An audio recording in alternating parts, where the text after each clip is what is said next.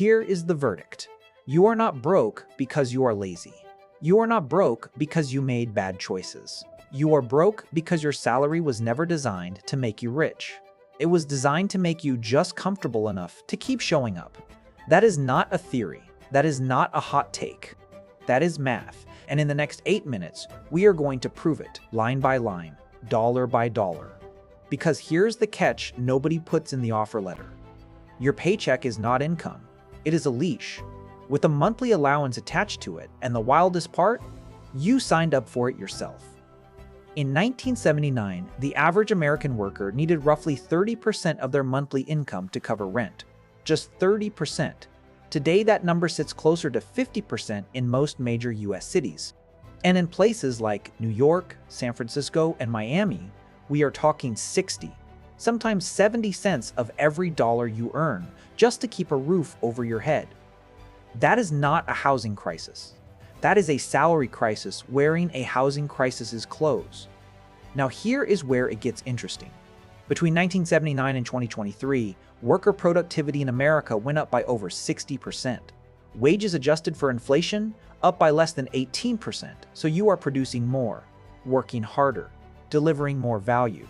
And the gap between what you produce and what you actually take home has never been wider in modern American history. You did not fall behind. You were left behind, on purpose, by design. And that is just the beginning of the proof. Let me paint you a picture. And I want you to be honest with yourself about how familiar this feels. Say you were pulling in $65,000 a year. That sounds decent, right? That is above the US median household income. On paper, you are doing all right.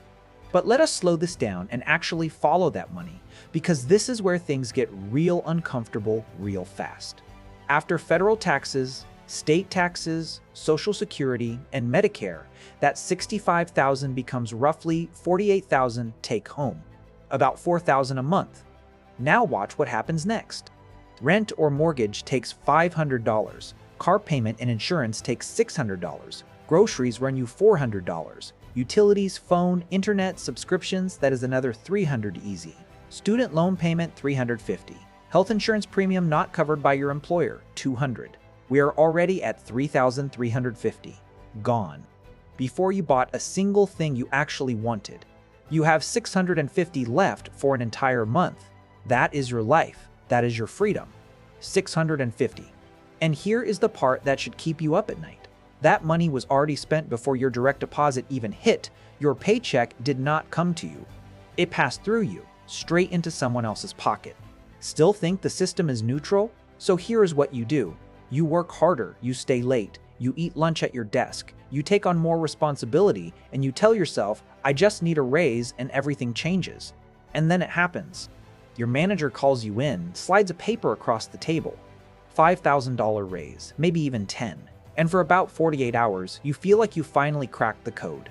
You did not crack anything. Here is the math nobody walks you through in that meeting. A $10,000 raise in the US, after federal and state taxes, puts roughly $500 to $600 extra in your pocket per month. That is it. That is your victory lap. Now factor in that inflation in America has averaged around 4 to 5% annually over the last 3 years.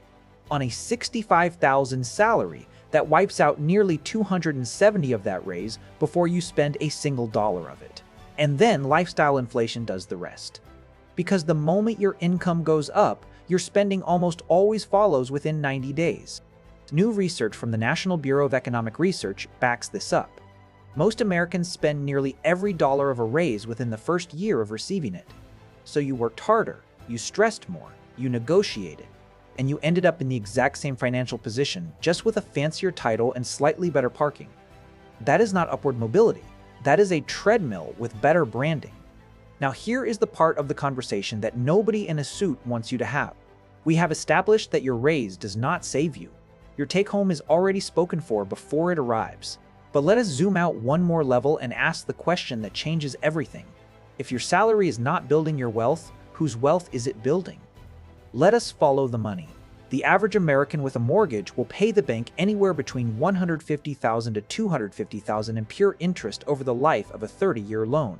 Not principal, not equity, just interest, money that vanishes completely. Your auto lender collects an average of $6,000 in interest over a standard 5-year car loan.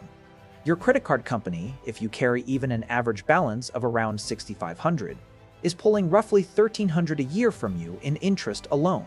And your landlord, if you are renting, has been building equity with your money every single month while you build exactly zero. Add it up. Over a working lifetime, the average American funnels somewhere between $300,000 and $500,000 directly to these institutions, not in exchange for assets, not for investments, just for the privilege of accessing your own lifestyle. You are not a worker, you are a revenue stream, and you are an incredibly reliable one. The system does not need you to be rich, it needs you to keep paying. And now you might be sitting there thinking, okay, this is a rough deal, but surely this is just how things shook out. Nobody planned this. Nobody designed a system to keep working people financially dependent. Right. Let us think about that for a second. A workforce that lives paycheck to paycheck does not quit bad jobs. It does not demand better conditions. It does not take risks, start businesses, or walk away from bad deals. It just keeps showing up, on time, grateful, compliant. A financially trapped worker is, from a purely economic standpoint, the most valuable kind of worker there is, because they cannot afford to say no. And who writes the tax code that favors investment income over wage income? Not workers. Who lobbies against wage growth legislation year after year? Not you. Who benefits most when the gap between productivity and wages keeps widening? Not the person doing the work. This is not a conspiracy. It does not need to be. Systems do not need a villain sitting in a boardroom twirling their mustache. They just need incentives that point in one direction. And every single incentive in the system points away from you and toward the institutions that hold your debt, your lease, and your mortgage. You were not dealt a bad hand. You were sat at a table where the deck was already stacked. So here is where most videos like this would hand you a 5-step plan. Tell you to cut your subscriptions, max out your 401k, and hustle on the weekends. And look, maybe some of that helps at the margins. But that is not the conversation we came here to have today, because the proof is on the table now. The wages, the fragmentation, the raise illusion, the $300,000 to $500,000 quietly drained out of your working lifetime by institutions that were never rooting for you in the first place. The system is not broken. That is the part that should genuinely disturb you. It is working exactly the way it was built to work. The only question left is whether you are going to keep calling that security. Because there is a difference between a steady paycheck and actual freedom. And most Americans have spent their entire careers confusing the two. So let me leave you with just one question. If your salary was truly building your wealth, why after decades of raises, promotions, and cost of living adjustments does the average American retire with less than $87,000 saved? Think about that one for a while.